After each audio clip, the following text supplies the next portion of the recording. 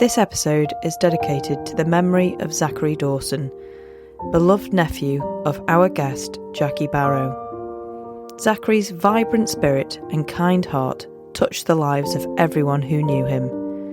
He passed away on the 29th of February 2014 at the age of just 26, leaving behind cherished memories and a legacy of love and compassion. As we remember Zachary today, let us be inspired by his courage and resilience. Better to fight and fall than to live without hope. Rest in peace, Zachary.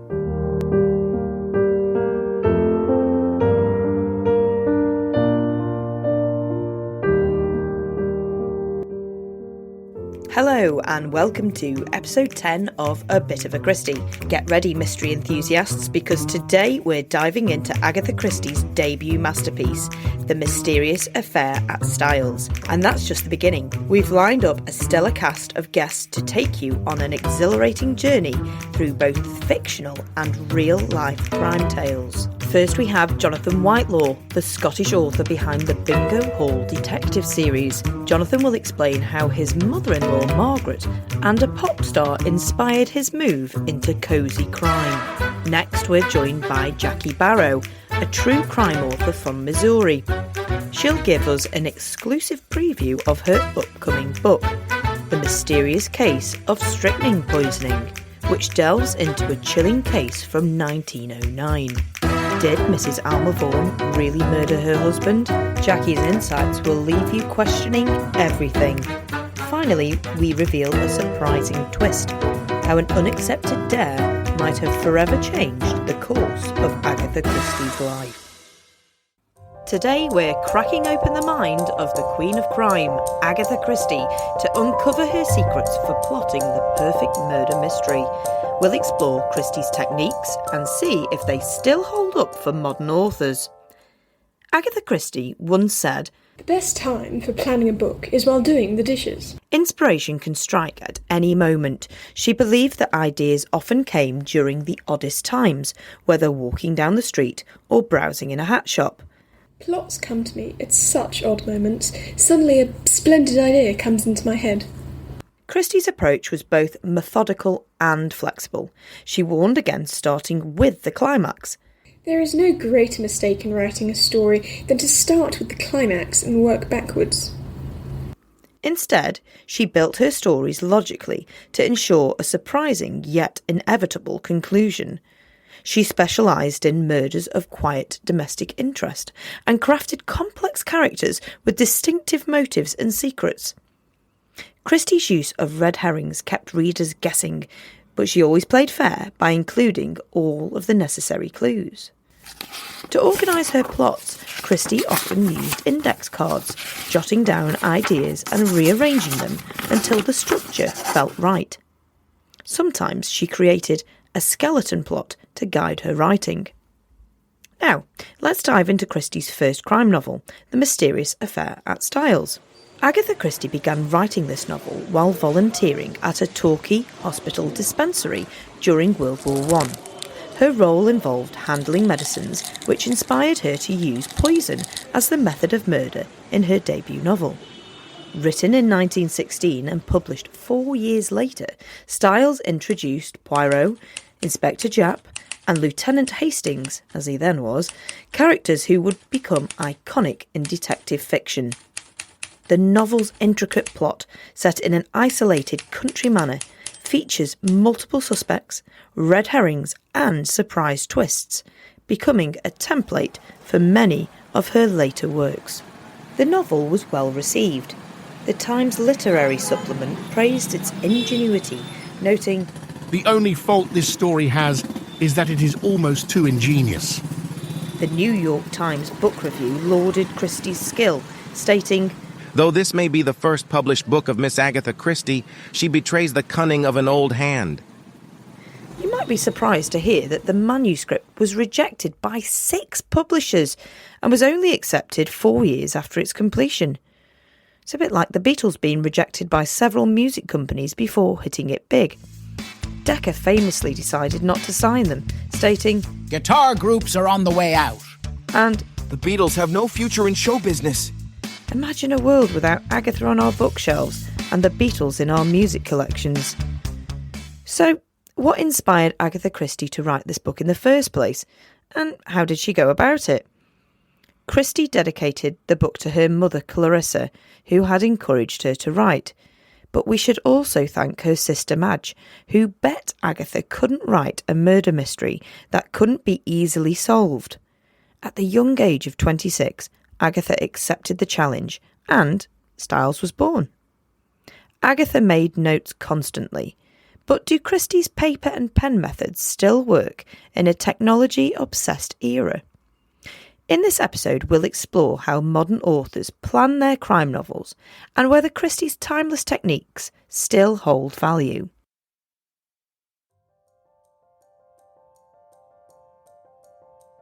A few weeks ago, I turned on my computer to a mysterious message from a name I recognised but had no idea knew about the podcast. This message read, "Hi Hazel, hope you're well. I've been catching up with the podcast. It's absolutely fantastic. I'd love to be part of the show moving forward if you're ever looking for guests." There was more after that, but I couldn't believe that this really was from an author who I'd admired for years and literally was listening to one of their audiobooks on the way home from work that day. Years ago, I used to watch Catfish on MTV, and alarm bells rang. For those not sure what a catfish is, the name comes from the thought that if you put a catfish in a tank with their natural prey, cod, when they were being transported, it would keep the cod healthier by keeping them on their toes. It has come to mean somebody who hides their true identity. Fortunately for me, this was no catfish, but indeed an award-winning author, and we now join him as he discusses all things crime writing, author of the Bingo Hall Detectives, Jonathan Whitelaw. Jonathan, first of all, thank you so much for coming onto the show. I really appreciate your time in coming on to the show. Not at all. That's the thing. That's part of the business. Do you know, funnily enough, it's interesting that you say that about kind of catfishing and stuff like that. I used to be a tabloid journalist, and we had to do these sorts of things all the time. And the worry always is. The worry always is that you get these sorts of messages, and obviously with kind of being a journalist, there were times where I had to do these sorts of things. Of course, social media, everybody's on social media, from personal accounts to businesses and organizations, and the worry always was that you do think that the other person on the other end is going to think that you're some sort of you're just an algorithm. Just for those people that might not know, would you mind just sort of introducing yourself and giving us a little bit of background? Absolutely. Thank you very much. Thank you. Delighted to be here. I've been an author since 2015, but I was also a journalist. Seems like centuries. It ages you very, very quickly being a journalist. And before that, I used to work in Scottish politics, and that ages you even quicker. I've been a full-time writer, full-time author for about 2 years now since I moved over to Canada with my family. And I'm originally obviously from the UK. I mean, I've always loved writing. I always wanted to write. I used to get told off by my parents that I was taking far too many Lego and Millennium Falcon and Star Wars and Action Man figures and stuff like that on holiday, and they had enough of paying excess baggage one year and decided that they were going to give me a notepad and a pen.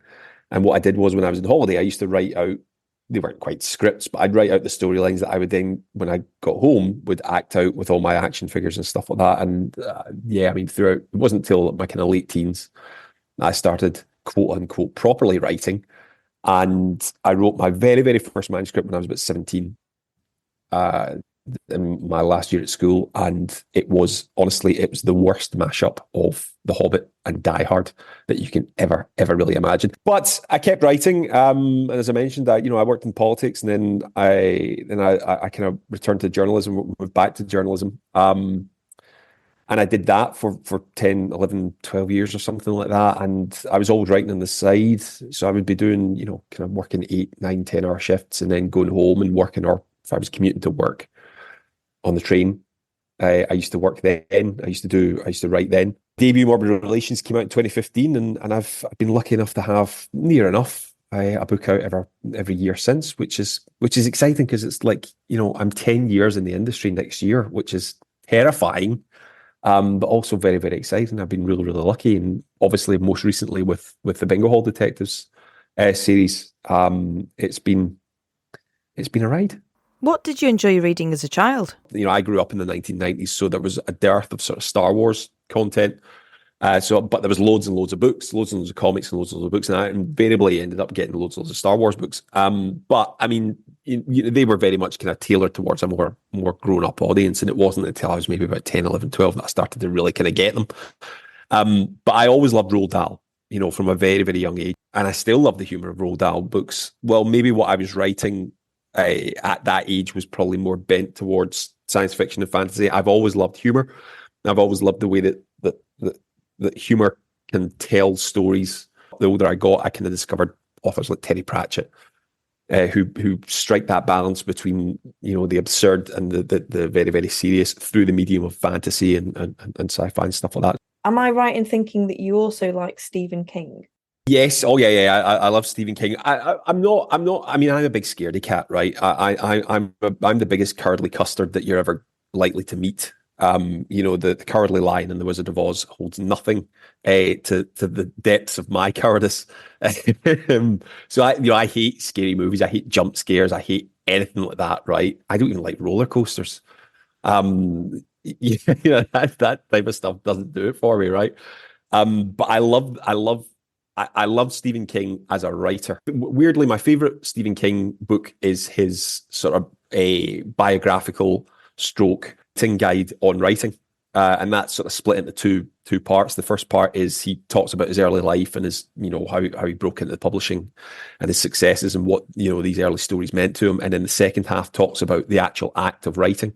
I've always loved his ability to think outside the box. You get lots of writers that are like that, you know, but sometimes the execution, for me anyway, I mean, this is the great thing about being a reader, is that what works for me doesn't work for everyone else, and so on and so forth. But there's always been something that I've really, really loved about Stephen King and his ability to conceptualize these quite far out ideas and make them very, very readable. I think it's the opening, actually. I think it's the introduction to on writing, where he says that writing is as close to telepathy as the human race is ever going to get, because he then goes in to explain that at the time of him writing these paragraphs that I'm reading in, you know, say 2024, it's late 1998, and he knows that book's not going to come out for another 2 years. So already, even if you're reading it on publication day, the words were written 2 years beforehand, but he's still been able to communicate that to you. Now that's as close to telepathy as you're ever going to get, because he then goes on. He then uses an exercise where it's like, you know, picture a bright red apple on a tablecloth in the middle of a kitchen, and of course the first thing you do is that you do that, and you know, like I remember reading that years and years and years ago and thinking he's so spot on with that, and that works.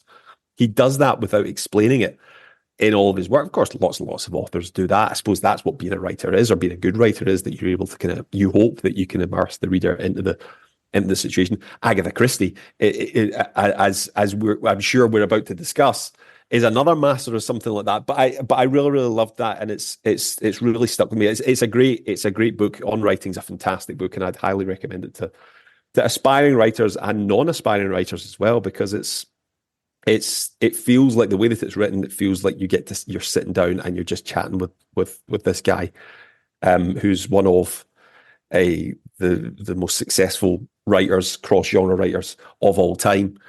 And there's an inherent sort of approachability to him, and that book in particular. And yeah, it makes you sick how good he is. When we spoke briefly before, you were saying that you've recently to Agatha Christie, and that you've maybe started to read a few of her novels. How did that come about? Was it just one day you picked up one of hers, or was it a recommendation? Well, it's the strangest thing, because this is almost like a confession for me, that being a cozy writer, not having read Agatha Christie cover to cover, is almost blasphemous, right? It's almost blasphemous, and it's one of those things, like, and you'll know this, there aren't enough hours in the day to read everything that you want to read. And because I still do quite a lot of review work, and I'm in a very, very privileged position to be an author that other authors, you know, bless them, want to know what I think of their wonderful work. The fools. Then, you know, every time that you go to read something, you find that 5, 6, 7, 8, 10, 12, 100 books have appeared from nowhere in front of the queue. So yeah, it's been, being a full-time author has helped.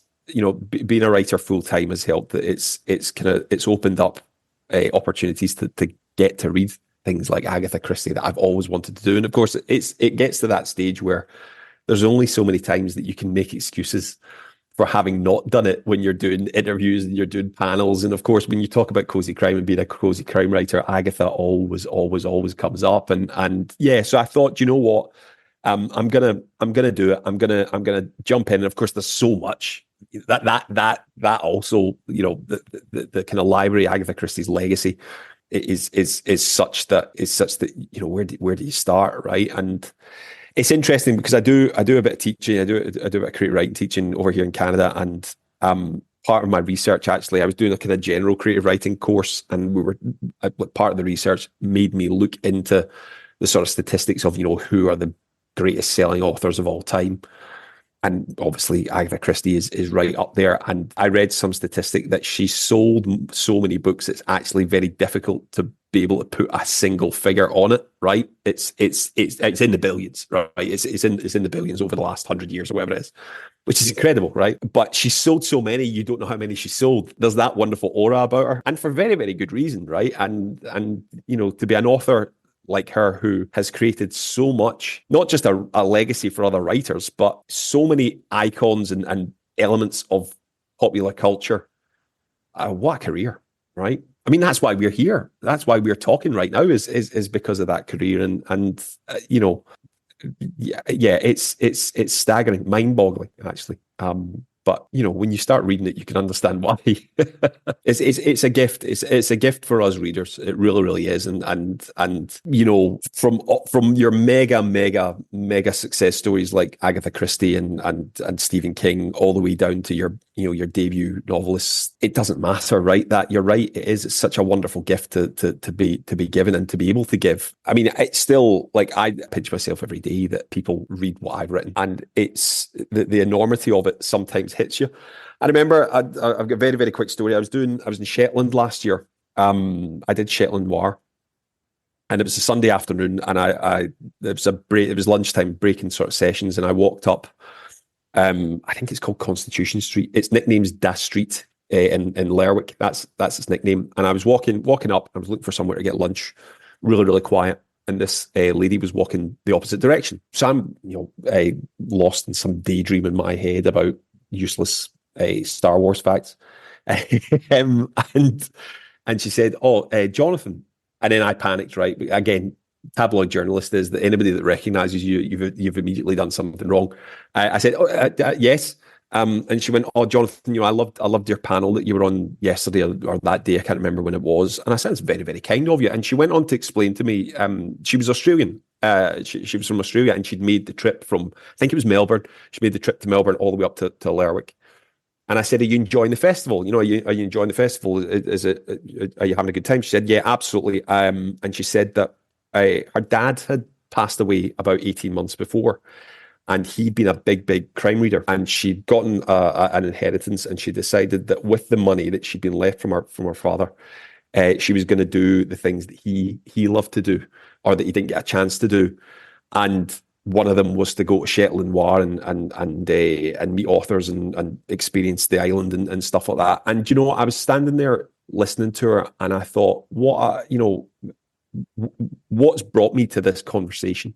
What's brought me to this position where I'm getting to speak to this complete stranger who's been very, very kind, very, very complimentary to me, to my work, and she's explained this whole backstory to me, and I thought, what a wonderful privilege this is to be in a position like this and to be able to have these conversations. And you're right, Hazel, you're absolutely right. Like that, the impact that reading and the impact that fiction, non-fiction, poetry, you name it, right? The impact that it can have on people's lives is staggering, and you never ever know, right? You never ever know how big an impact that it has on your own life and other people's lives. And yeah, and I shall never forget that. I felt very, very lucky, and I felt very, very privileged, very, very humbled as well that I'd got a chance to speak to this lovely lady.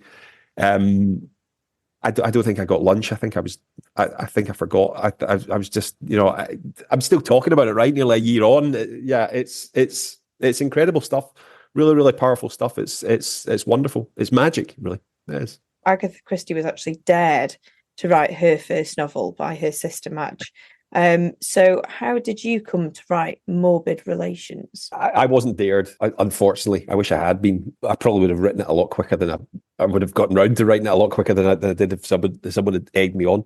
Yeah, it was one of those things that I think I'd always wanted to do it, right? I think I know that I've always wanted to be a writer. It's what I've always wanted to do. What I needed was the right story to see it all the way through to the end. Whether that right story was commercial enough, or it was, it suited me as a writer at the time and my style of writing and the time that I had and stuff like that.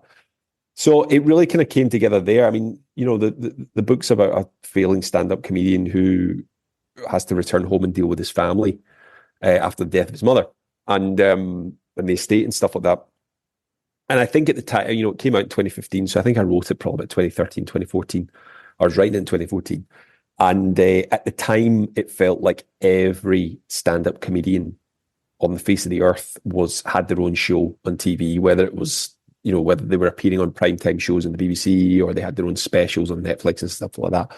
And I thought, what would it be like if you had a main character who does this for a living, but is still somehow not able to be good at it, even in a time where it appears that you can't not be good at it, right? And that's where the sort of character came about from, and obviously kind of dealing with families and that type of stuff.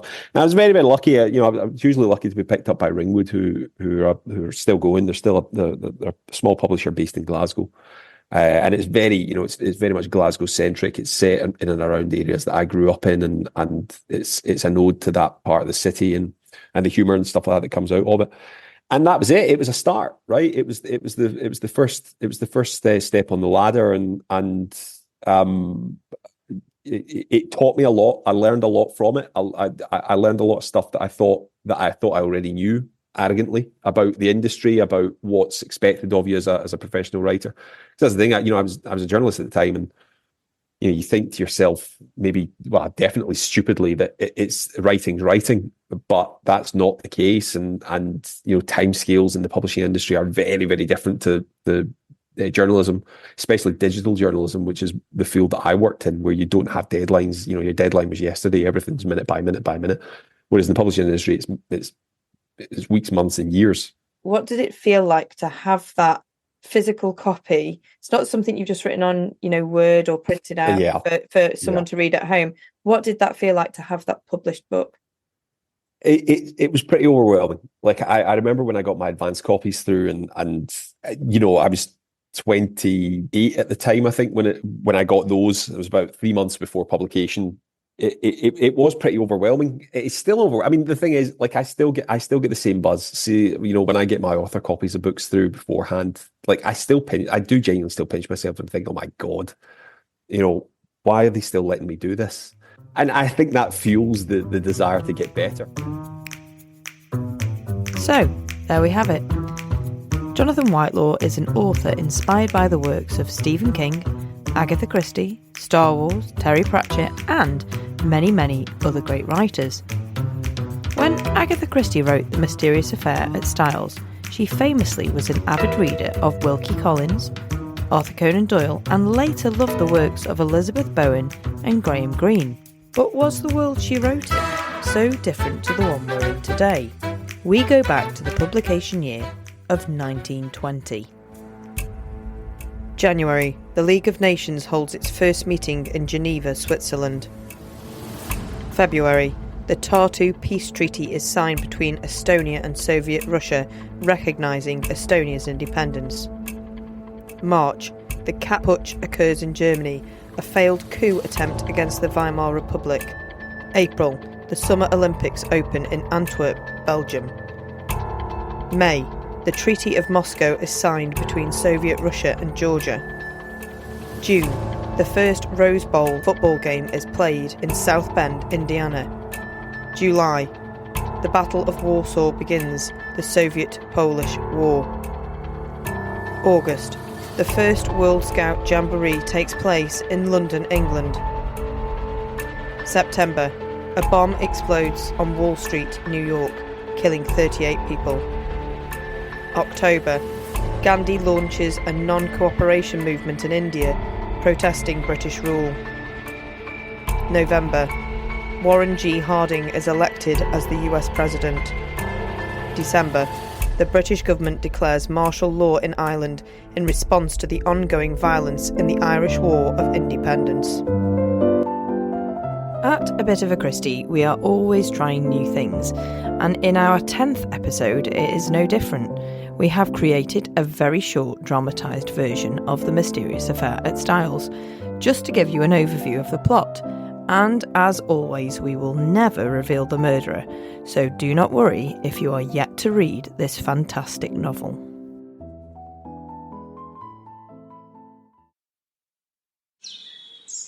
It was in the early summer of 1917 when I found myself in Styles St Mary, visiting the country house of my old friend John Cavendish. The manor, Styles Court, was owned by his stepmother, Mrs Emily Inglethorpe. Little did I know, this idyllic setting would soon be overshadowed by mystery and suspicion. Hastings, I'm glad you're here. There's been an incident. Emily is very ill. We fear poisoning. I hurried to Mrs Cavendish's side. Her face was pale and drawn. My heart sank as I followed her to Emily Inglethorpe's room, where the lady of the house lay unconscious. She has been poisoned. The symptoms are unmistakable. We must act quickly if she is to survive. Despite Dr. Bauerstein's best efforts, Emily Inglethorpe succumbed to the mysterious poison. Her death cast a pall over Styles Court, and suspicion grew among its inhabitants. It was then I remembered my friend Hercule Poirot was staying in the village. I decided to seek his help. Mon ami Hastings, you bring grave news indeed. We must investigate every detail, n'est-ce pas? To begin, we must interview all who were close to Mrs. Inglethorpe. Poirot and I returned to Styles, where we first spoke with John Cavendish. I don't know who could have done this. Emily had her share of disagreements. But who would go so far as to murder her? Every little detail is of importance, Monsieur Cavendish. Tell me, who had access to her room on the night of the murder? We learned that Emily had quarrelled with several people recently, including her companion, Evelyn Howard. Poirot's little grey cells were hard at work, piecing together the puzzle. We examined Emily's room and found a fragment of a burned will, an empty coffee cup, and a mysterious green fabric. Poirot seemed particularly interested in the fragments of the will. Ah, this is curious. The will might reveal motives, and the coffee cup, perhaps a vessel for the poison. As we delved deeper, we uncovered that Mrs. Inglethorpe had recently made significant changes to her will, favouring her new husband, Alfred Inglethorpe. But Alfred, too, had an alibi that seemed solid.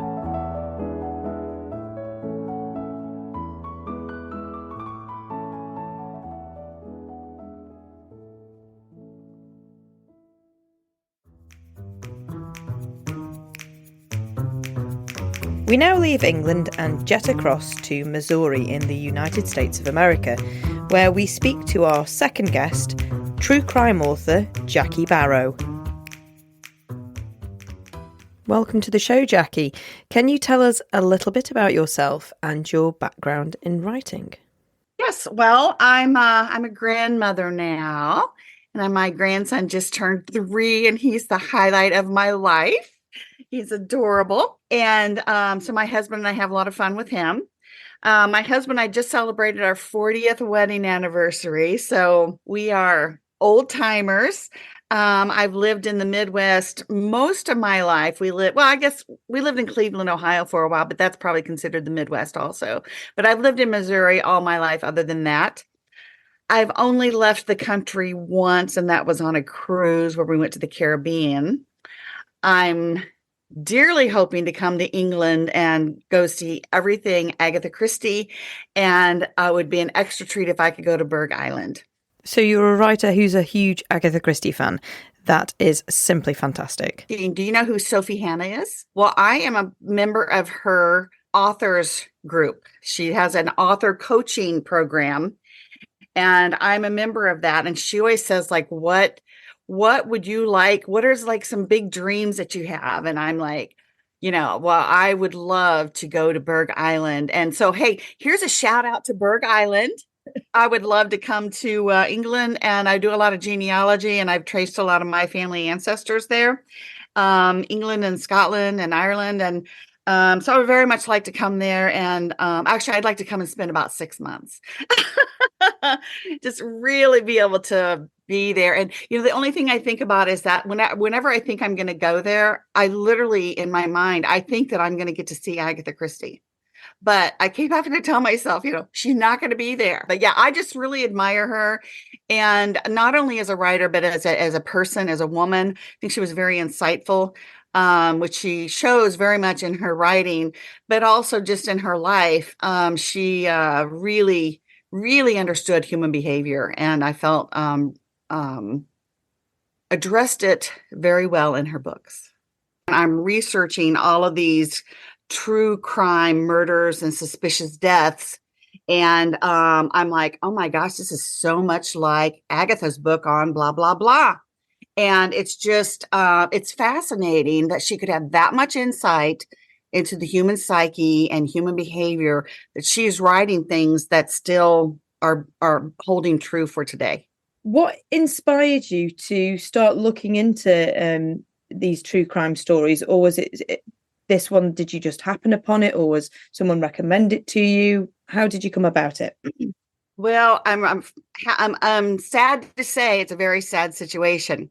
So I live in an area, it's the Midwest. It's kind of known as the heartland of America. Very strong morals, very strong work ethic.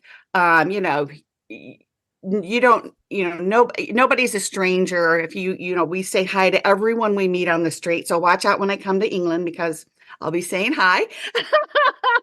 I'll probably give you a hug. But so everyone's very friendly here. It's really just a wonderful place to live and to grow up. And we were farmers, and then we also had a John Deere dealership, which is farm equipment, tractors, and all of that kind of stuff. And so that was kind of my upbringing. And I lived in a small town. The name of the town was Madison. And we actually lived south of town, about 4.5 miles, and on a farm. And then we went through school there, blah, blah, blah. Well, then I live about 12 miles from there now. So, we moved away for a while for training and that kind of thing. But anyway, my sister and her family still lived in Madison. They actually lived in town. And, we'd always been kind of, kind of community leaders, because we had like a business in town, and my dad was on the school board, and we were involved in like 4-H club, which is kind of a leadership training kind of thing over here. And, we did well in school. We did sports, cheerleading, that kind of thing. So we were a part of the community, and very positive. We supported a lot of causes and that kind of thing. Well, my sister still lives there, and we got a shocking phone call one morning about 7:30 a.m. And it was I have 4 sisters. One of my other sisters called and said, our nephew Zachary has been shot in the head, and he is dead. Yeah, 26 years old. And it was very, very shocking, still very shocking. Not only because, we always try to be a good family in town. We always tried to help people and do positive things for the community, for decades. My family goes back in this general area to the early 1800s. And so we've been around, farmers, businessmen and women, teachers, that kind of thing. And so this was just such a shock. And my nephew, 26 years old, was my sister's only child. And she's very diabetic. She's a type 1 diabetic. And she was told she would never be able to have children, and she probably wouldn't live very long. Well, she's now 63. She'll be 64 in a couple of months. And a child.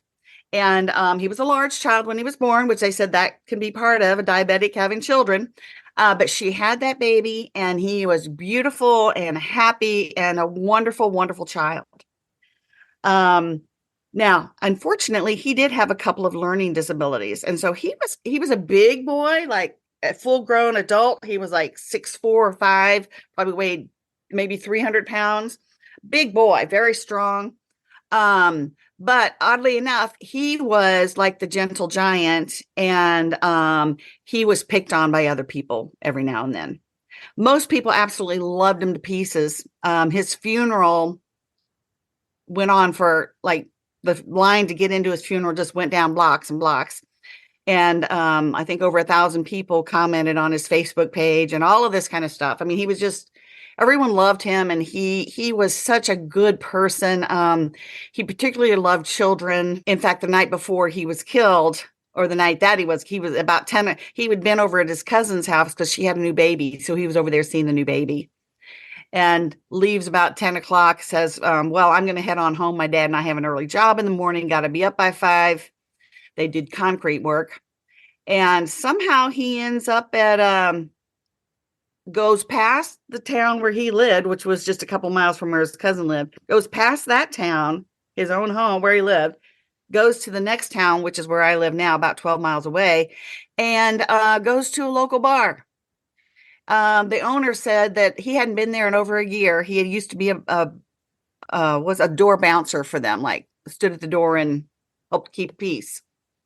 Anyway, they said they hadn't seen him in over a year and were surprised when he showed up that night. Anyway, long story short, he ended up back at his house, and 2 people who had been in the bar, one of whom he didn't even know.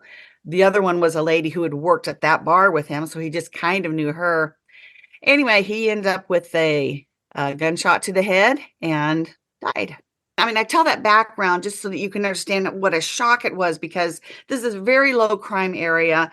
The county, Monroe County, has always been thought of as sort of this genteel, southern, very nice area, beautiful fields, trees, just there's even still a covered bridge there, which I guess in England, everything for you guys is so much older than this is all new seems new. But for us, this old covered bridge that you'd have to put blinders on your horse to go over. We still have one of those in Monroe County. We don't use it. It's just a park now, but it's just a very genteel, serene, beautiful place.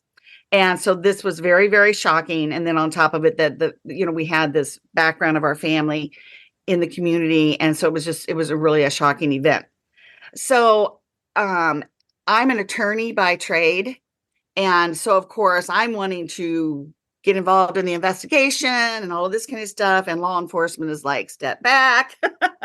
We will handle the investigation, which I understand, but it was very, very hard as a member of the family to do that. We actually have 2 lawyers in our family. And so it was very hard to stand back and not be involved and help. So I decided that I would try to write about it. I would kind of do my own investigation on the side, keeping out of their hairs, of course, but try to keep track with what was going on and then write about it. And I did write about it, and it was accepted for publication. However, I felt it was too personal after I had put it out there. And so I asked the publisher to pull it, and they were kind enough to do so. So then I started thinking, it was so shocking that this can't happen in Monroe County, and in his own home of all things. Okay. That I thought, how could this happen in Monroe County? It's such a wonderful, wonderful place. I mean, gosh, kids go out in their backyard and play, without you leave your car doors unlocked at night. You leave your house unlocked most of the time. Well, anyway, so I started thinking, I knew of 2 other murders that had happened in the area. And so when I say the area now, I'm going to kind of be referring to, say, like a 100-mile radius, say, okay? So I knew of 2 other murders that had occurred. And so I thought, I might do some research on those. And then I might do some more research and see if I can find other murders that have occurred there. And then, it's very tough for me to write just about my nephew and his murder. But maybe if I got I was thinking maybe there might be 6 or 8 murders. Maybe if I write about several, I won't have to get as deep on any of them, and it won't get as personal and hard to write. So that's what I set out to do. Well, Hazel, I kept researching. The more I researched, the more murders I found and suspicious deaths. Now, as a lawyer, I have to say suspicious deaths because not all murders resulted in a murder conviction. So I call them murders, suspicious deaths, and unusual deaths. But I may refer to them generically as murders, but I'm actually saying some of them were just suspicious or unusual. But I kept going back in time, and I kept finding all of these horrible murders.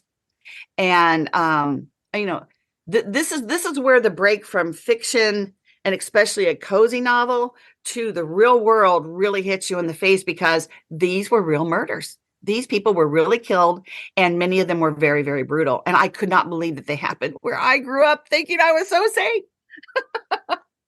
Well, so I went all the way back to before our county was founded in 1831. I actually went back to the mid 1820s and found murder cases and suspicious and unusual deaths. Well, so then I'm like, okay, how am I going to write about these? And I started looking at, I'm going to look at some other true crime books to see how people write them, right? I mean, okay, so as a lawyer, we write. That's what we do for a living, right? And I've published in legal and business periodicals, even some medical periodicals. My husband's a physician, so I do some health law and that kind of thing too. Well, anyway, so, but golly, how do you write about murder, right? And so first I read, Truman Capote's In Cold Blood. And then I read John Grissom's The Innocent Man. Then there was another guy that he wrote fiction, but I really liked his stories. He's from the Cleveland, Ohio area. Name is Les Roberts. And he wrote a book called Pepper Pike that I read many, many years ago and I loved. And they're kind of a mystery, that kind of thing. And then he's written several more since that time. So I ordered several of his books. I read through those. I'm like, yes, I love his writing. But it's just a little more hard-boiled than what I would write. It was definitely, and I don't mean to be sexist, but it was definitely written more like a man's writing, a little rougher than, And so then I'm like, well, what? Oh, so and then I thought, well, let's see what Stephen King, because I loved, Carrie and The Shining. The Shining is one of my all-time favorites. So I'm going to read a few of his things. And so I did that. And I really like the way that he writes, because I think writes in a very conversational kind of tone and just kind of down to earth. And so I really like that. And then, believe it or not, I saw Murder on the Orient Express on TV. And I'm like, oh, it's really good. Wow. Okay. Who wrote that? Agatha Christie. I didn't know about Agatha before that. Can you believe that? No. Yeah. So and I'm like, wow, that is amazing. So then I'm like, well, I'm going to see what else she might have written. Well, so then I came across, so I ordered the Orient Express book. And then I'm like, I'm going to see if I can find any other movies by her. So then I came across Caribbean Mystery. And I've been to the Caribbean, yes. So I was like, oh my gosh, I absolutely love this lady's writing, right? So then I'm like looking for anything. I start ordering Agatha Christie books. I start trying to find, I even signed on to BritBox. So I now get BritBox, and I also get Acorn. And we watch them almost all the time. Which is your favorite Agatha Christie? Then There Were None is my absolute favorite Agatha Christie. I don't know how this happens to me. I am writing a fictionalized version inspired by my nephew's murder, and it's called It Started With One. And it's based loosely on the thing And Then There Were None. And it's my little homage to Agatha. And I'm working with Sophie Hannah. She's my little writing coach, so it's going to be good.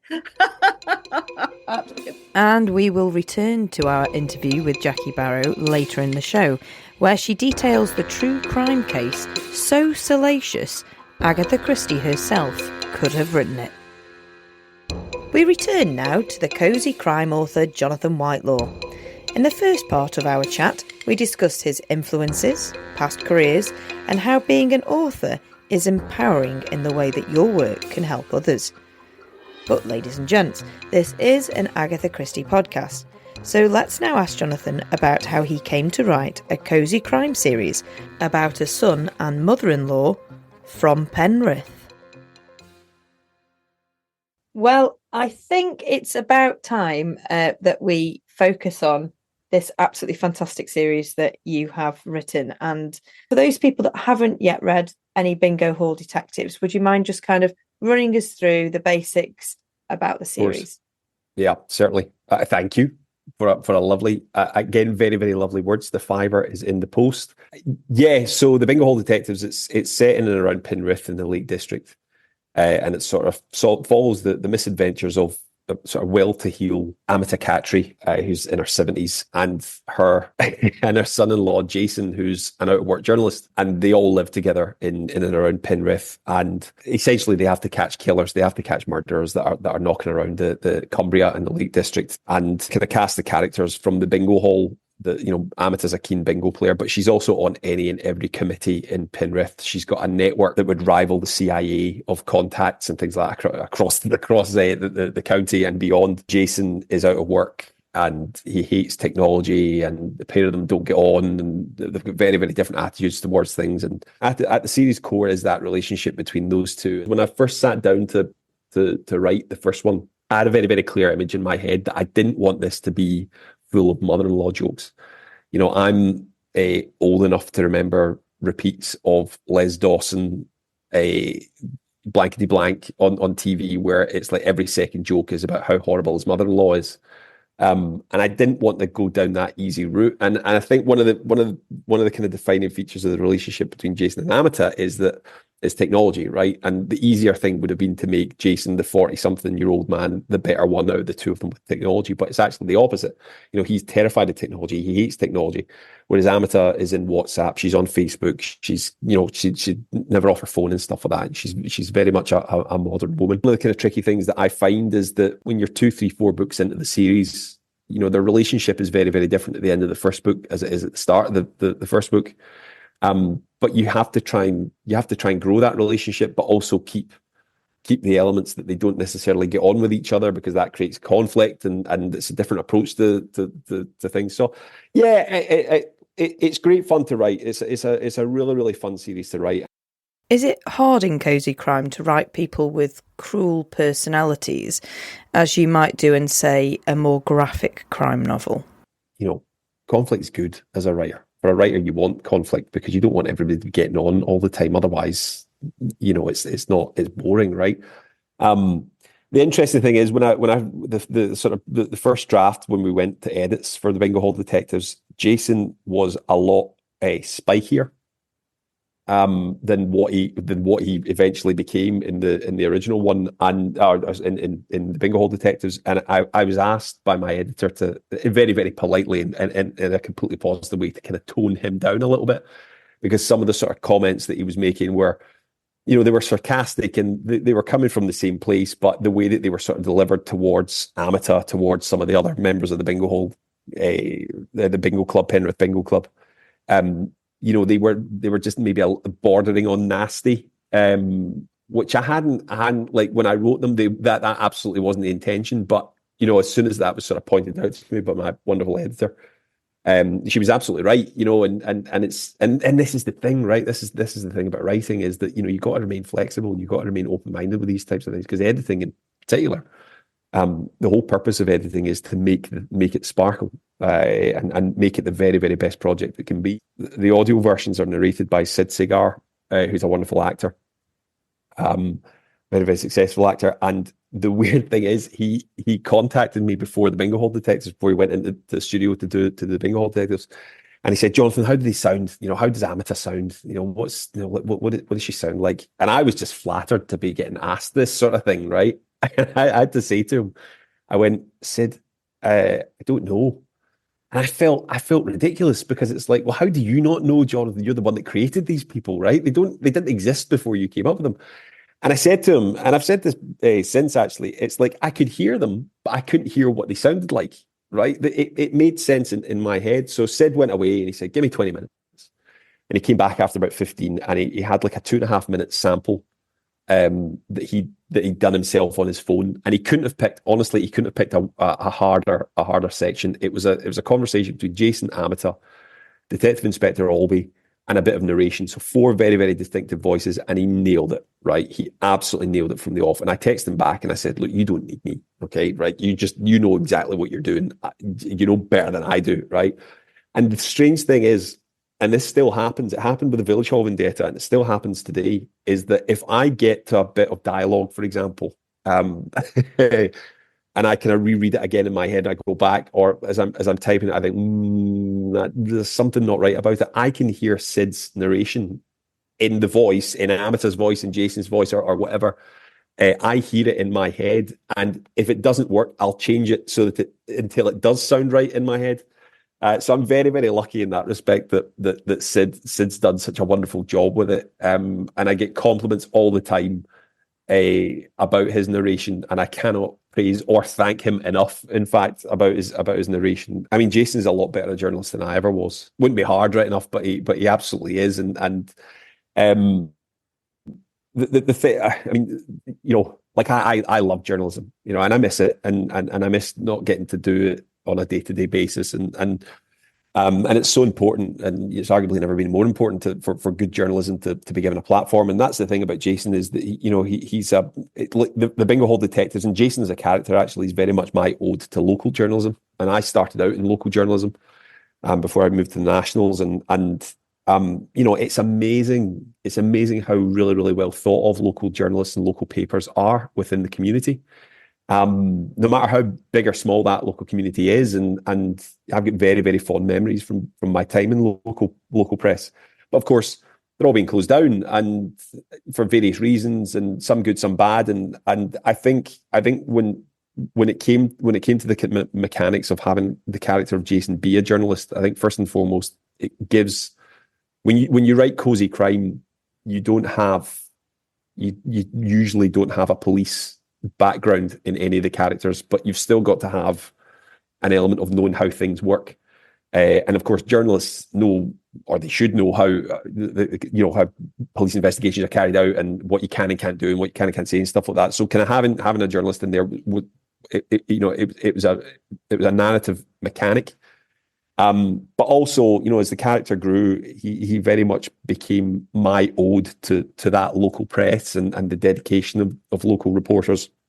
The idea actually came to me for the Bingo Hall Detectives a good few years ago, and I was over at my own mother-in-law. My mother-in-law lives in Northern Ireland, and we were over there, I think, for an Easter weekend or something like that, my wife and I.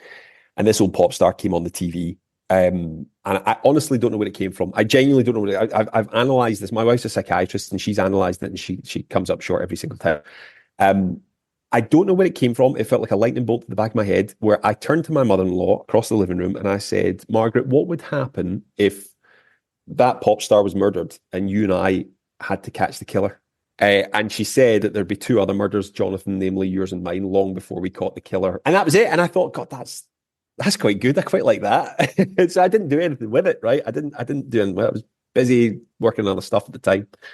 And then I got the opportunity to kind of pitch a couple of ideas to my wonderful editor at Harper North, and she really, really liked this one-line pitch where it's a mother-in-law and son-in-law try to catch the killer of an old pop star, and that was it. You know, from the rest, as they say, is history. Here we are, 3-4 years down the line, and I've just written the 4th one. And yeah, that's it. There's elements, right? There's elements. There's always elements that writers pick from places.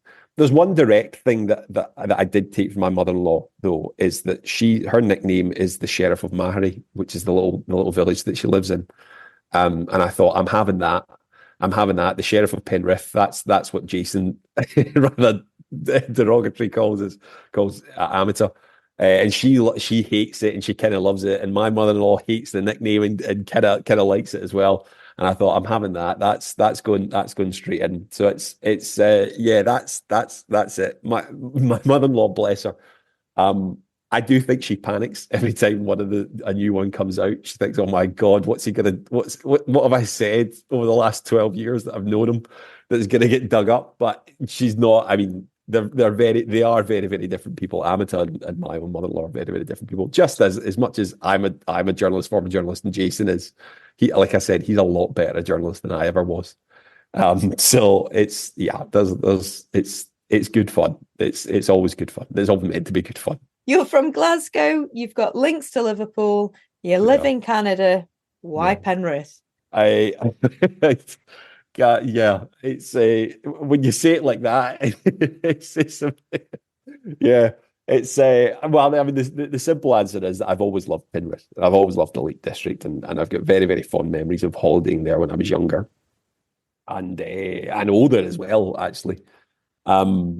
I won the Gilpin Hotel Prize for fiction last year in 2023. I was delighted. I've never won anything, and I was delighted to get that for my fiction. And the award ceremony was actually in the hotel that my wife and I always used to stay in when we went down there, when we were first courting, when we were first stepping out. And she'll kill me for saying that, but for using that phrase. She hates that phrase, but what can I say? I'm old-fashioned at heart. I'm a 100-year-old man in a 38-year-old man's body. So that was really, really nice, because I was in a place that I'd spent many, many happy years and lots of happy trips, and picking up this award for work that's set in the area. And I love Cumbria. I mean, Cumbria is such a beautiful part of the world. The Lake District, not just the Lake District, obviously that kind of speaks for itself, but as a place, as an area. And you've got this wonderful mixture of rugged, untamed countryside, but also your little towns and cities like Carlisle, and then you've got Penrith, and you've got Kendal and Barrow-in-Furness and stuff like that, and and nothing in between, right? And nothing in between these places. So that helps as a mystery writer, as a crime writer. But Cumbria's also got a wonderful sense of humour. It's got a wonderful identity to it. It's got a wonderful history. And the Lake District, like I said, it's a dramatic landscape of which you can paint essentially what you want on it. So it made perfect sense. And in hindsight, the series couldn't be set anywhere else. I think the people, the characters, and what goes on. I don't think I ever wanted to set it anywhere else, quite frankly. And I'm so glad that I did. How has it been received by people in Penrith? I've been very, very lucky that everybody loves it, and I've had people all over the world come up to me and tell me that it's very Cumbrian. It's a very Cumbrian series. It's rooted in Cumbria, and that nobody can pay me a bigger compliment than that, right? And I said this weirdly. I said this in my speech. I've never ever felt that I needed felt I needed validation or vindication or stuff like that, because I've always been made to feel so welcome in Cumbria, all over the world, of course, as well, but in Cumbria in particular. But I said this in my speech. I went that, picking up that prize, it really kind of felt like that moment where, I was kind of accepted as an adoptive son of Cumbria, and I was doing something right that represented the area and represented it well, and represented it the way that I feel about it as well. And I'm not the first artist, I'm not the first writer to pay tribute to Cumbria, far from it. But getting that reward in particular, and then when I do tours and I do book stops and stuff like that, and you get to meet people and yeah, there's lots of writers that are writing in and around Cumbria and Penrith and Carlisle and stuff like that. But it does always feel. The thing is, as someone who grew up in Scotland, Cumbria, unless you were going there, Cumbria always felt like it was a sort of blink and you miss it part on the way down to Manchester, down to Liverpool, down to London. It was like you leave Glasgow, then it's the borders. Then it's Dumfries and Galloway, then it's Cumbria, and then you're off to it was somewhere to go through to get somewhere else. And of course that's not the case, and it shouldn't be the case, and it's a wonderful area to explore, county to explore, and it's so rich and vibrant in literature, but everything else, it's great. I've been sort of semi-adopted by Penrith AFC, who play non-league football, and they sent me out a shirt and a programme from a match that Amata's taken to in the second one. and it was the actual program from the match that happened in it around that time. And I've done a lot of charity work for the club and stuff like that as well. So it's been really, really great. I cannot thank the Cumbria as a place and people enough for being so open to adopt me. It's lovely. Got a very interesting first victim in this series. Can you tell us about it and how it all sort of came to your mind that, yes, that's how I think this victim should meet their end? Yeah, it's interesting because I think that there's been a big movement recently in crime fiction to move away from the victim just being a body, and the kind of the modern audience wants to know more about the victim. The victim isn't just the mechanic to set the story in motion, which of course it tends to be. They tend to be in crime fiction anyway. And so I want, with that in mind, I wanted that to be the case. I want that to be the case in all my books, but I wanted it to be the case particularly in the Bingo Hall Detectives. And I think I wanted that ambiguity that you can really work with in cozy crime with what's happened. Because of course that's what happened, right? Is that Madeleine Frobisher, who's the victim, she's found seemingly with a broken neck in her back garden, having been cleaning the windows of her ramshackle mansion just north of Ullswater. And the police rule it out to be an accident, but of course it isn't an accident, right? This is crime fiction, so it's never an accident. And it's Amata who kind of pieces it together, thinks that there's something else going on here, and so when you kind of talk about with cozy crime, as discussed before, and is often the case, obviously with Agatha Christie, obviously she was a master of it, is you need that motivation of your everyday characters who aren't police officers to want to solve the crime, because it's dangerous work. You're trying to find a killer. It's specialized work that a lot of times your cozy mystery detectives don't have that skill set. So what's their motivation? Why are they doing this? What's in it for them, essentially? Because that's the thing about cozy crime. The wonderful thing about cozy crime, and again, Agatha Christie was so good at this, is that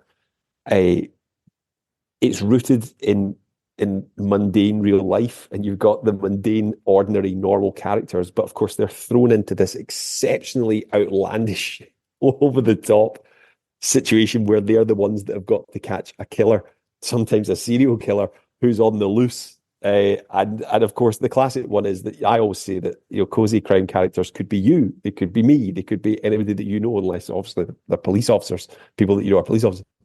But the last thing that I would do if I found a dead body is try and catch the person that made that body dead in the first place. It's absolutely the last thing that I would do. But that's not how cozy crime works, and that's what we all love about it. Is that's the classic thing, is the thing that they ought to do is absolutely the last thing that they do. So with the Bingo Hall Detectives, I wanted that ambiguity. I wanted that idea that it could quite easily have been dismissed as a tragic accident, but actually, when you start piecing together who Madeleine is, the situation, the circumstances, everything else that then unravels when Jason and Amata dig into Madeleine's life and her past that she tried to keep hidden for 40, 50 years, then it soon becomes apparent that there's more to this. And that was it. Yeah, I mean, I needed something that I wanted a victim who wasn't just a body. I wanted someone who the reader gets to know the same way that that our investigators get to know, in that sort of same sequence, in that same order. And it was a lot of fun. It sounds dreadful saying that it's a lot of fun coming up with a backstory for a murder victim, but that's what we do, right? It's a professional hazard, unfortunately. We don't want bad people out there, whether they're in a fictional Absolutely. Penrith or a real Penrith. We want them caught and apprehended, and the person to get ultimate justice.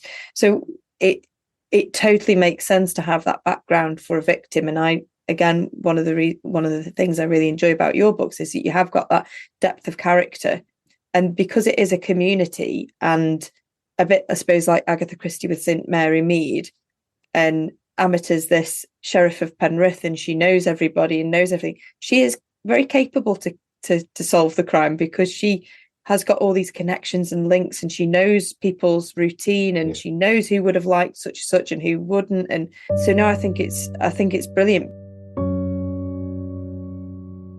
In part one, author Jackie Barrow shared with us the harrowing story of the death of her nephew and how it inspired her to pick up the pen and research true crime stories in her area.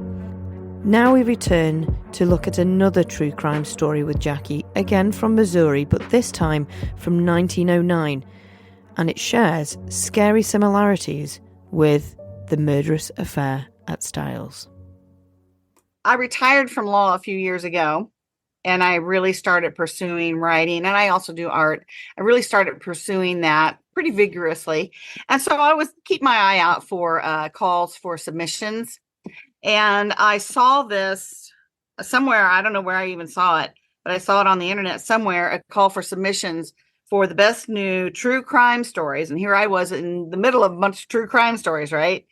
And the first one the call I saw was for murders that happened in small towns. And that was the one that I submitted about my nephew. That was the one that I pulled just because it was too hard. I thought it was too personal to put out there. And so then she had this other one come up about, well-mannered crooks, rogues, and criminals. So this is a lady named Mitzi Serrato. And she's done like 6 or 7 of these books. So they're all called The Best New True Crime Stories. And then she has some kind of a subtitle, and that narrows it down to a specific subset of kinds of criminals that she's looking for. And so this one is for well-mannered crooks, rogues, and criminals. So I started thinking about this case that I had that I already thought it was a very interesting case. I couldn't believe how much it paralleled The Mysterious Affair at Styles. It's one of my favorite books. I couldn't believe the parallels that I was seeing in this true case. The lady who was charged with the murder of her husband, along with their family physician, was from one of the wealthiest families in Missouri. In fact, her father, and here they are from our little humble county, but there was a lot of wealth in that county. A lot of people moved there from the big farms of Kentucky and Tennessee back in the 1800s. There was a lot of wealth that came to settle Monroe County, and her family was one of them. In fact, her mother's family has been traced back to being ancestors of George Washington. Now, I recently saw something that said that is not the case, but everything else I read several different things, all traced it back. And I traced it back, and it seems to work as I follow it through. But whether that's true or not, I thought it was interesting when they arrested Mrs. Vaughn, the sheriff actually said to her, "It's a pleasure to meet you, ma'am," which, tells you the standing of her family, right? And they did a lot of things to really protect her because she was from such a wealthy and well-connected family. Now, Professor Vaughn was from a very nice family as well. They also were some of the original settlers of Monroe County, and had a very good reputation. And he had built a great reputation as an educator in Missouri. And he at one point was on the Missouri Board of Education. Now, we're talking about the late 1800s. So this is when a lot of education was just, we didn't even have public schools everywhere yet, This was way back. And so he was part of helping getting a lot of that going. He and Alma met because at the time he was the principal of the high school at Paris, Missouri, which is in Monroe. She was from Monroe City, which is on the northern edge of Monroe County. Paris is in the middle. And so anyway, he apparently was the principal of the, quote, high school back then, which was also something new. And she was one of his students. She was 15 years younger than him. So there again, how's that for an Agatha Christie parallel? She had a little bit of a wild streak in her, and she would just flirt with this guy, apparently. When she graduated, she married him. And it was strongly against advice of her family. They were all like, no, this is wrong. Do not do this. It was kind of a big scandal, teacher, student. 15 years difference in age and all of this kind of stuff. But they got married, continued being pursuing education, was in Macon for a while. And then he ended up in Kirksville, Missouri, which is the very northern end of Missouri. Missouri has 5 universities. They have the big university and they have like 5 arms. And it's called now Truman State, but for a long time, it was called Northeast Missouri State University.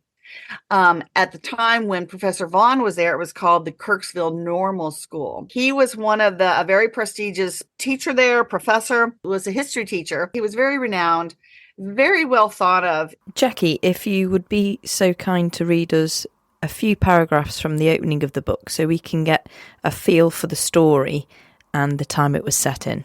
The Socialite's Poisonous Plight. The headlines read like an Agatha Christie novel. Strange death of professor. Murder horrifies Missouri. Vivacious Mrs. Vaughn has been arrested. Woman and doctor held. Pair accused of poisoning Professor Vaughn.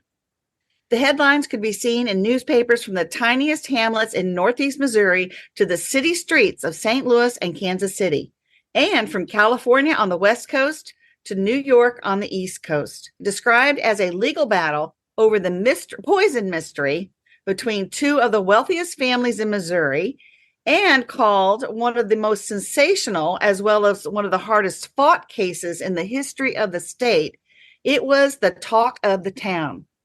One wonders if the case reached all the way to England and whether Mrs. Christie might have based in part her first novel, The Mysterious Affair at Styles, on this fantastic story, given the similarity in facts and proximity in time. The year was 1909, just a few years into the turn of the 20th century, when the Gilded Age, with its glitzy materialism, millionaire bosses, and political corruption, and increasing crime rates, had burned itself out, and the new progressive era had been heralded in, focusing on equitable income for all, intellectualism, and social issues, such as women's suffrage. I don't know. I think it's fascinating because basically there are so many things about strychnine that are mysterious. On the one hand, it's used as a medicinal aid, right? And on the other hand, it can kill you. And there's a very thin line in between where those are.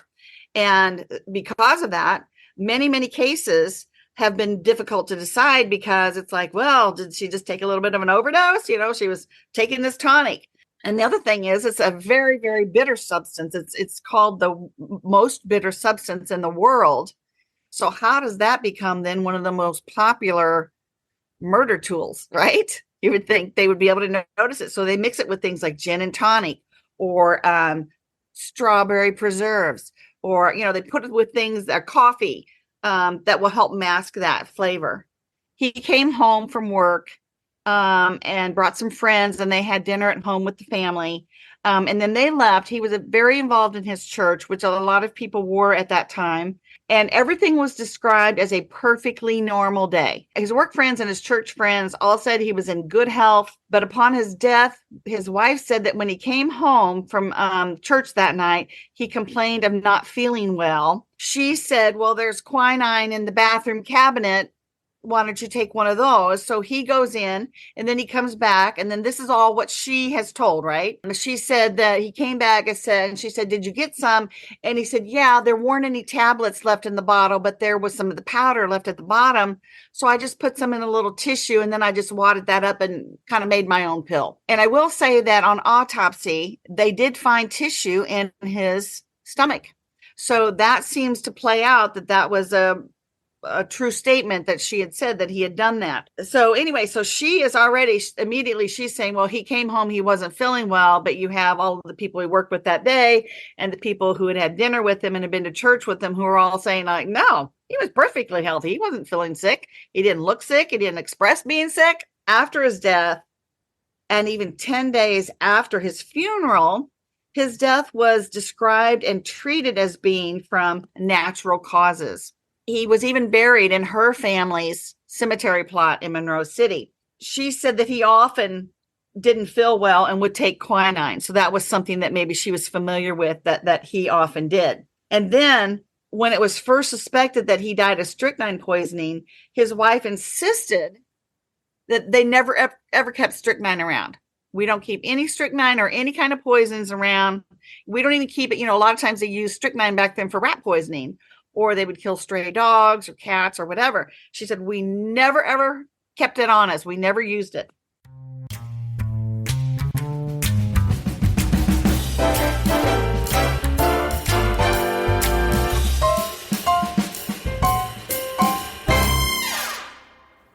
Welcome to Wordplay Wonders with me, Lara Jones. Today we're exploring the quirky and catchy language of bingo calling. This tradition's been around for decades and has evolved with regional variations and modern twists. Now, let's play a quick game. Can you guess the number? I'll give you a bingo call and you try to guess the number. After each answer, I'll try to explain where it came from. How about Kelly's eye? Can you guess the number? The answer is 1. Kelly's eye is believed to reference the infamous Australian folk hero Ned Kelly. Now, buckle my shoe. What's the number? It's 32. The phrase buckle my shoe comes from the old nursery rhyme and rhymes with 32. And finally, doctor's orders. Can you guess the number? The answer is 9. Doctor's orders refers to a pill given to soldiers during World War II, known as number 9. That's it for our Can You Guess the Number quiz. We hope you enjoyed learning about the origins of these entertaining bingo calls. Did you get 3 out of 3? Or should I say, cup of tea out of cup of tea? So now you've played the game and found out a little bit about bingo numbers, perhaps this would be the best time to rejoin our guest Jonathan Whitelaw as he sheds more light on his fantastic series, The Bingo Hall Detectives.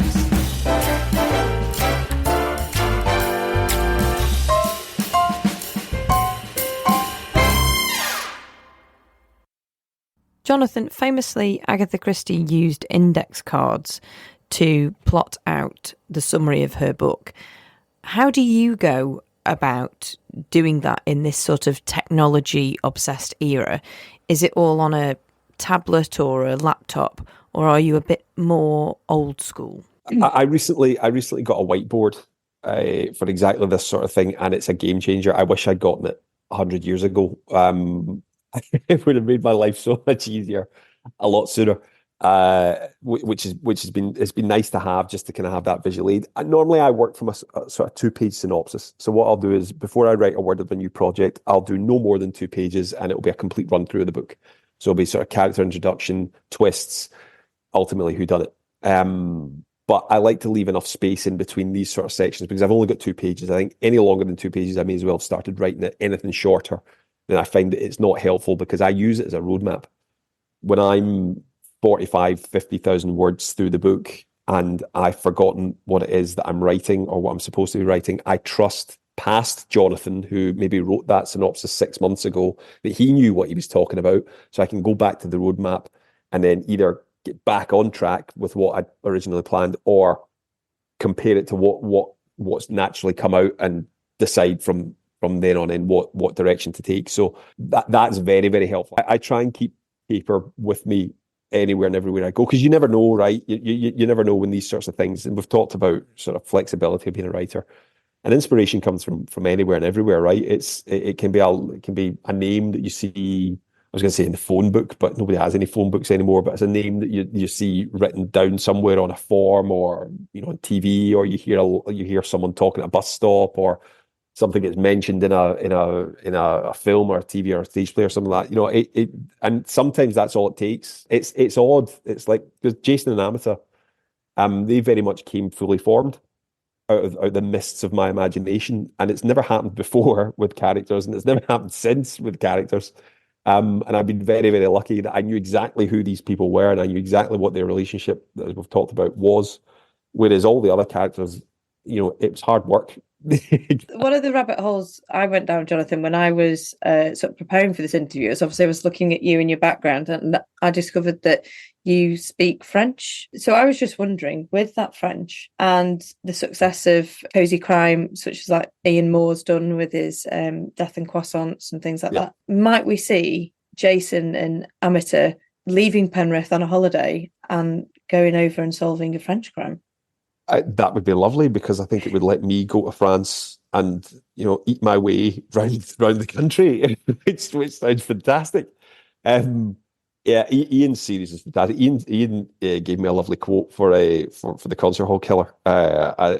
He's a big cozy writer that I admire greatly. And again, that's the great thing about this sort of renaissance that we've seen of cozy in the last, you know, decade or so, is that you've got these wonderful writers that might necessarily 10 years before, 10, 15 years before, myself included, might never have thought about writing in that genre, because, you know, it was very, very much rooted in something that it no longer is, or no longer as much is. It's been very much contemporized. And Ian's great. Ian's a fantastic, his series is wonderful. I mean, I would never rule it out. I would never ever rule it out. I'm sure Jason would find something to complain about if he went to France. That's just what he does. I'm sure Amita would be thoroughly embarrassed by him. I mean, the thing is, again, though, I'm sure Jason's French is a lot better than mine. It wouldn't be hard. But yeah, absolutely. I mean, like, I would write these characters forever. I really, really would. At the beginning, you kind of explained a little bit about your background, but and being in Glasgow, but there's obviously you're in a whole other country now, and I just wondered, just purely from a sort of British perspective, what are the main differences that you're finding in living over in Canada to living over here in Britain? I'm an Everton supporter, so I've got to get up at like 6 o'clock in the morning now on a Saturday to watch Everton. Of course, the way that the club's been the last couple of years, my days are ruined. You know, the whole day.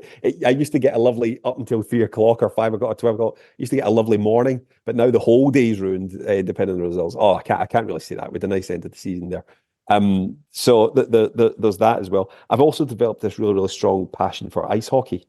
Because that's everything over here, particularly here in Alberta. So the whole family, we're all Edmonton Oilers fans, and at time of recording, we're actually doing quite well.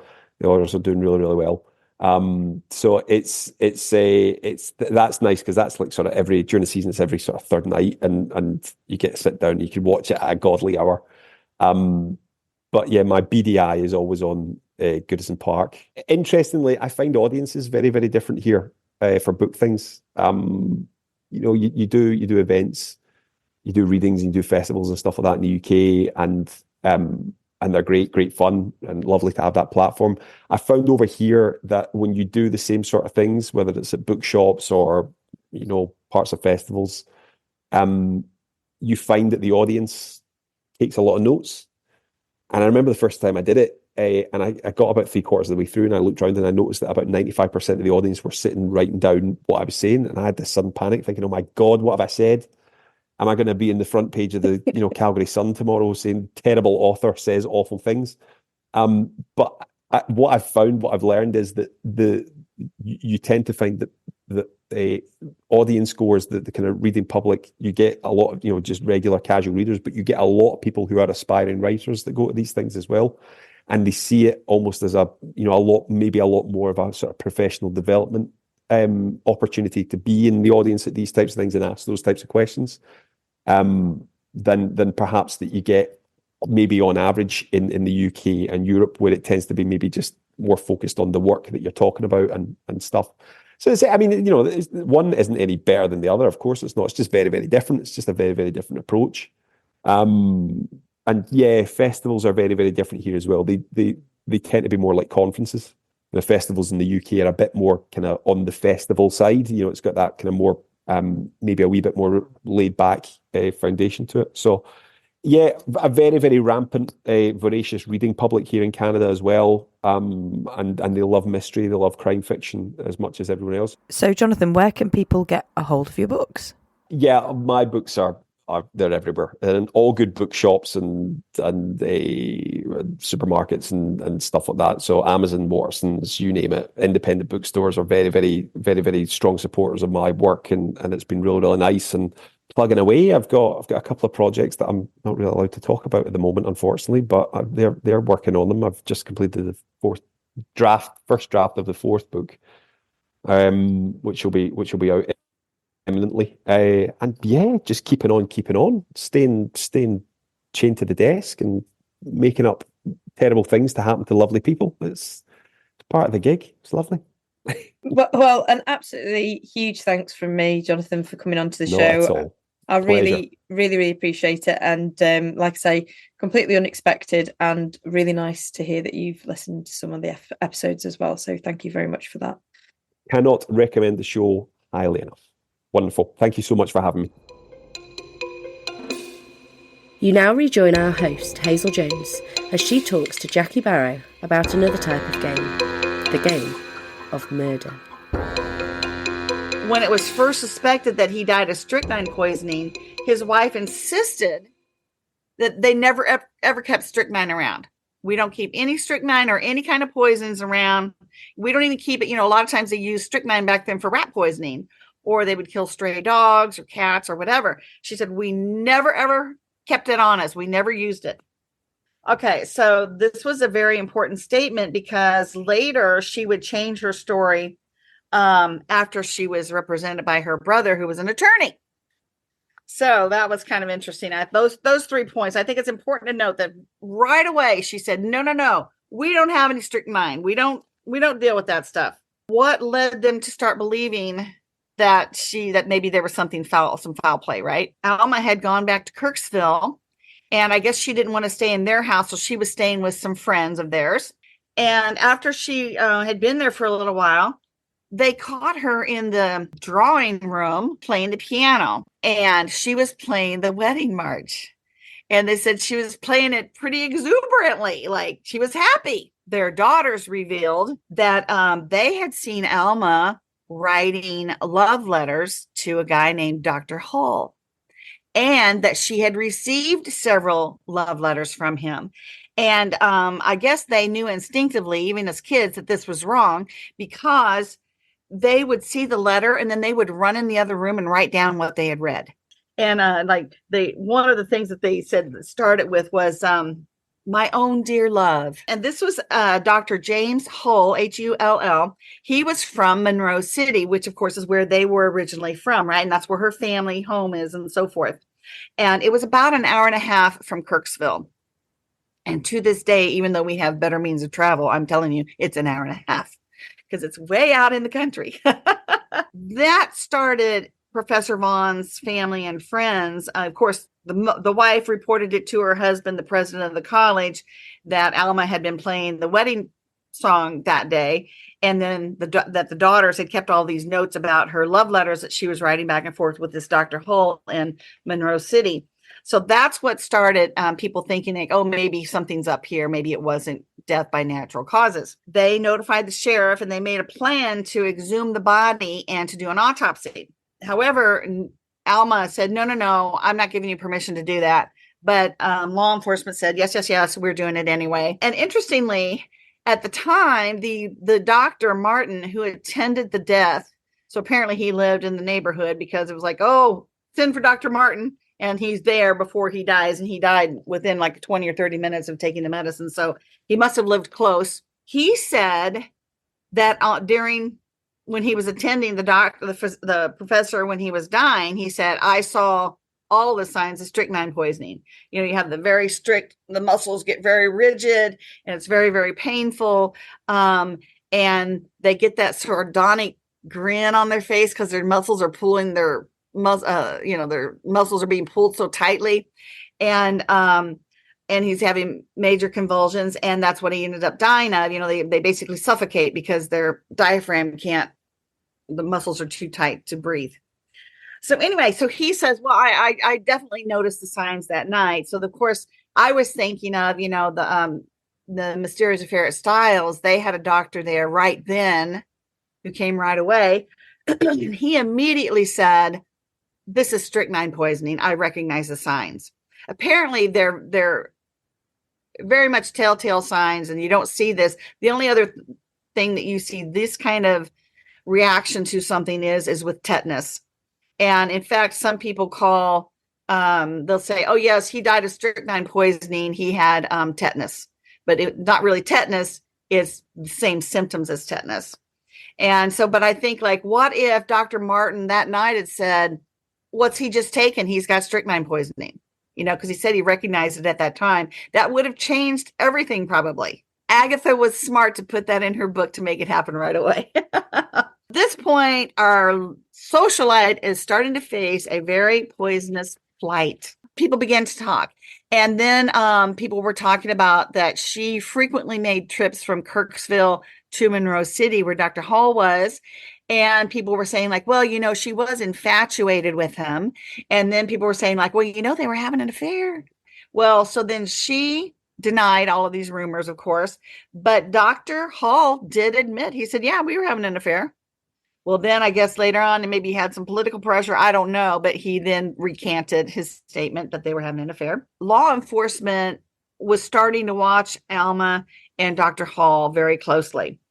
So then the next thing that you see is the chief of police from Quincy, Illinois. He said that he had observed Alma and Dr. Hall coming to Quincy on the train and staying at the old Mocker Hotel. And they registered under false names, and they were having little secret meetings there. So he said he called them into his office at the police station and interviewed them, and that he was willing to testify to this in court. So pretty soon you see a headline in the newspaper that says, "Trip to Quincy of couple made public." Yeah, it seems that the evidence is now dripping in. And Alma at this point must have been going from that feeling of being free and playing the wedding march and sort of being quite happy and loved up. She's now starting to think, oh, hang on a minute. They've got the connection with me and Dr. Hull. They've seen us together on this train. People are talking and saying there's an affair. Word is getting around. I'm sure in those days, for a woman of her social standing to have, been having an affair would have been quite the scandal in itself, even without the murder. Now, so you're right. Absolutely. So you know what she did? You've heard of Texas, right? And it's a great state, the great state of Texas, as they say. Well, anyway, so Alma's parents and family owned 150,000 acres of land in Texas, in Claiborne, Texas, which is kind of south of the Austin area. And I've started doing some research down there because I'd love to find this area, their place. And they raised cattle there. They raised and sold cattle, probably sent some over to England, But anyway, they were huge in the farming. Yeah, no, seriously, they did. They were huge in the farming industry. And as I said, the father said, we're wealthier than Standard Oil. And so she just didn't stay around to hear the rumors. She went down to relax before trial in Texas. Okay, so then they had a coroner's jury. However, the coroner's jury, which would have been right away probably at the death, they determined that he died of natural causes.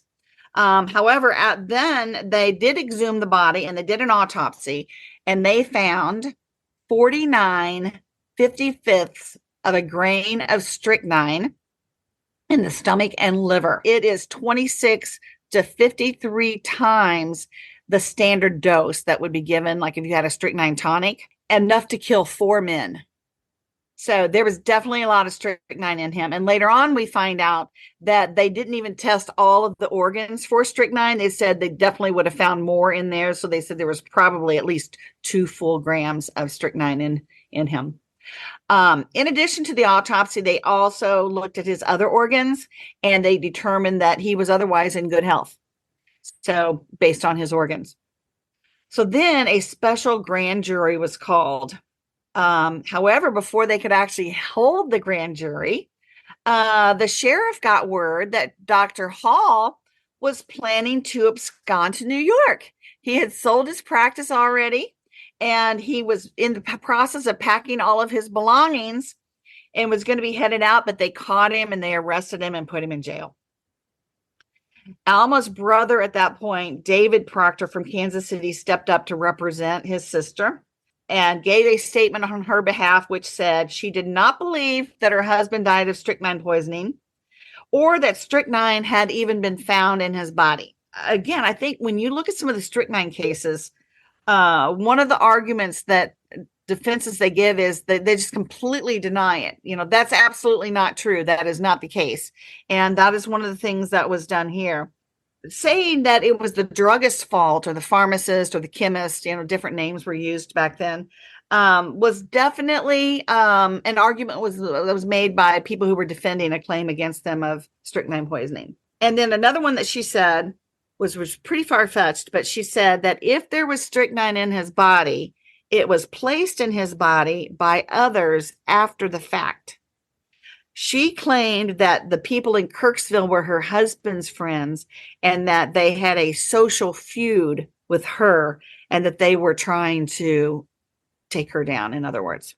From a medical point of view and a legal point of view, this did not happen because, number one, the body was guarded the whole time. And they kept track, like how you keep track of legal evidence. It was kept track of it was handed off to this person and then this or whatever. So it was done like that. And then also that there was always somebody even when the doctor was doing the autopsy, there were other doctors in there with him watching the whole procedure. And then she said that her husband regularly took quinine for medicinal purposes and had taken a dose on the night of his death. Well, that's consistent what she originally did say. Then she now added he had not been feeling well before he left for church and that he wasn't feeling well when he returned home from church. Now, both of these claims were disputed by Professor Vaughn's students and faculty who had been with him all day at the college. And then also the friends who joined him at dinner and at church that night also said, no, he was feeling fine. But he must have, if he took the medicine, he must have come home and said maybe that he wasn't feeling well because he did take the medicine. I mean, she said he put it in a tissue. That part did pan out in the autopsy. So Alma was then formally charged with murder of her husband on February 25th. This all started he was killed in 1909. This was February 25th of 1910. She was released on a $25,000 bond and immediately left for Claiborne, Texas to rest before the trial. This was one of the places where her dad said, I'll put up $1 million bond if I have to. Well, I looked that up. How much would a 1910 $1 million bond be worth today?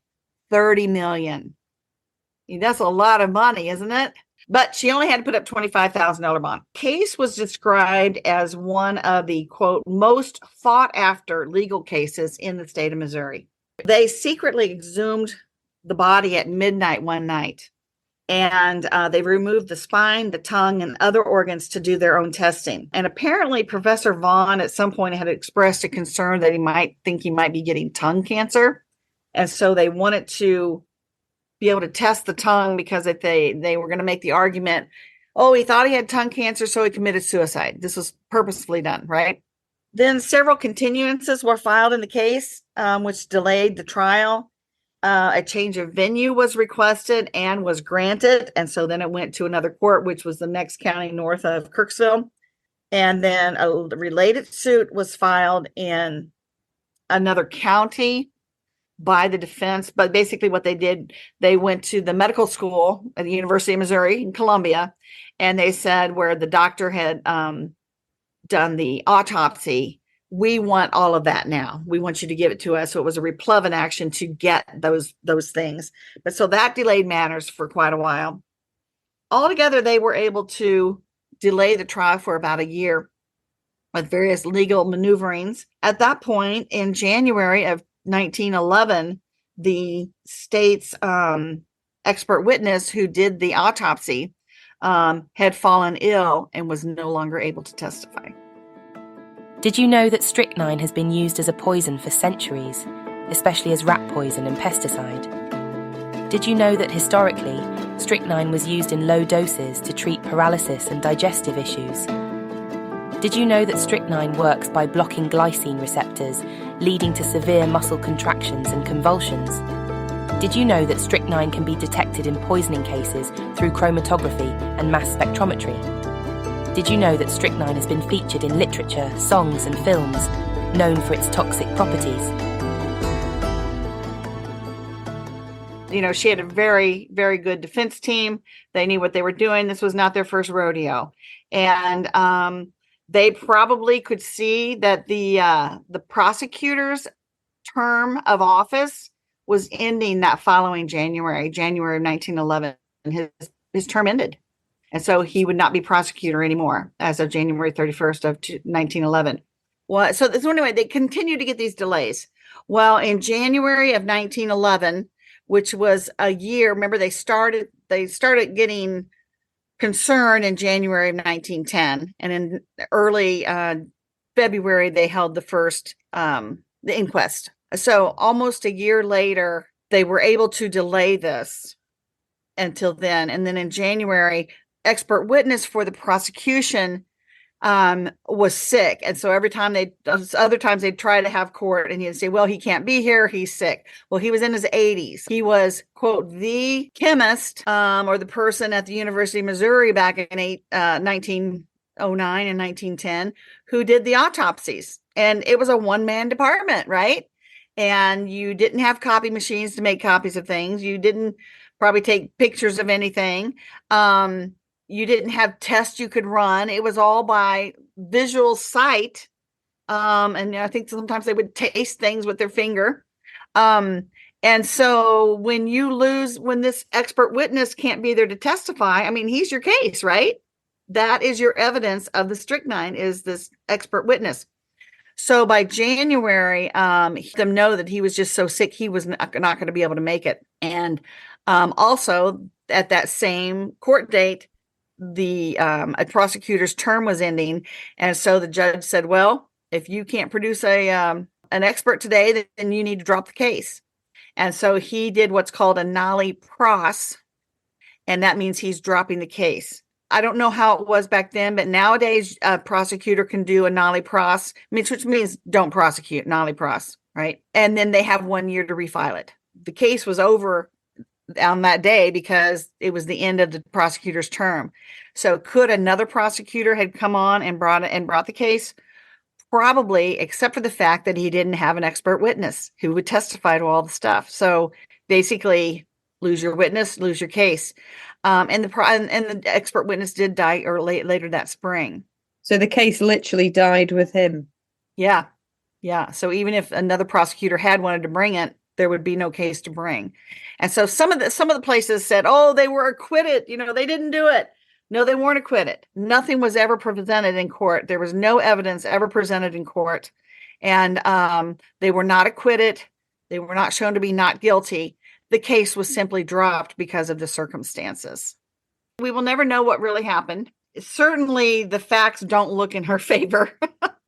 And this doesn't include everything. I'm telling you, there are hundreds of newspaper articles on this case. It is amazing.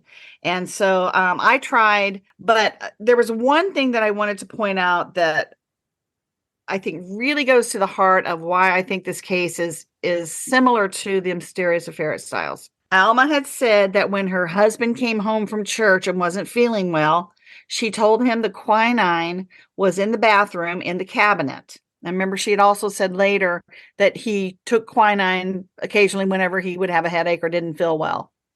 So it was something that she knew he was used to taking from time to time, right? Like today we may take a Tylenol or an Advil, aspirin or something. It seems to me that maybe quinine was that back then.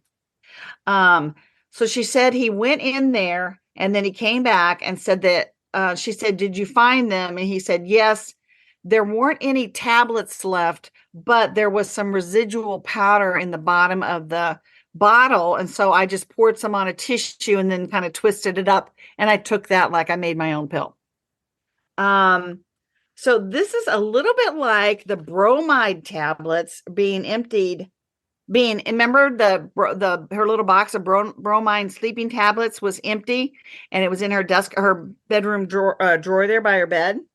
So the question is, how did the strychnine powder get into the quinine bottle? Alma said the druggist must have made a mistake. But the question that I have is, was it just a clever switch made by Alma under the guidance of Dr. Hull, knowing that the quinine residue would be a white powder, right, in the bottom of the bottle, and that strychnine powder would look absolutely the same because it's also a white powder, a fine white powder in that form. So did she and or Dr. Hull empty a quinine bottle of tablets, place strychnine powder at the bottom of it, and then return the tablets into the bottle above it? And then they were just waiting until he had taken enough of the quinine that it was empty, and then he ultimately would have that fatal dose of strychnine. Is that possibly what happened? Or she emptied the bottle of the tablets and then put some strychnine powder into the bottle and closed it back up and put it in the cabinet. Or perhaps Dr. Hall had prepared a bottle of quinine tablets, poured them out, put strychnine in the bottom, and then he gave her this bottle, and all it had in the bottom of it was the strychnine, right, powder. And then she went in there when he was gone to church, took out their regular bottle with tablets in it, put this other bottle in there. And then also, very much like in the Mysterious Affair at Styles, they went to the trouble of, they used something that they knew the lady was used to taking. So she was used to taking a regular dose of strychnine tonic at night. So they used something that they knew she was used to using, as did, if Alma and Dr. Hall did this, they knew he took quinine tablets every now and then. Then they went to the trouble of getting these, making it look like the bromide tablets were empty, but they, I guess, had taken those bromide tablets and saved them for when they wanted to put it in there, knowing it would make the strychnine fall to the bottom. And when she had her last dose of that bottle, she would get the fatal dose. Well, so this book that I'm working on called The Mysterious Case of Strychnine Poisoning, I'm actually giving a history in there, and I've created a timeline, and it's going to parallel the developments of strychnine, where it really started becoming available in Europe and in the United States, and how it started being used, and then how they finally in the 1950s figured out, I guess, the mechanism of it chemically, and then they started pulling it off the shelves, that kind of thing. So it covers that kind of history, but it also covers a number of notable true cases. And then also on the timeline, as I have put in a lot of the different fictional stories that people have written using strychnine. And so you asked, why am I interested in that? I'm only interested because I got particularly interested because I saw the parallel between the story of the Mysterious Affair at Styles and this one of Professor Vaughn. There you have it, folks. A true crime story that mirrors the Mysterious Affair at Styles. But what's your opinion? Was Alma to blame? Did she really murder her husband? Did Dr. Hull play his part by recommending a poison? Was it simply an accident and Professor Vaughan took an overdose that he was not aware of? Well, the decision is yours. If you'd like to hear more from Jackie Barrow, you can go to www.jackie-barrow-author.com. As always, it's been a pleasure. My name is Hazel Jones, and this has been A Bit of a Christie. If you would care to leave us a review or give us a like on social media at the handle @abitofachristie, we would very much appreciate it, and we look forward to hearing from you soon.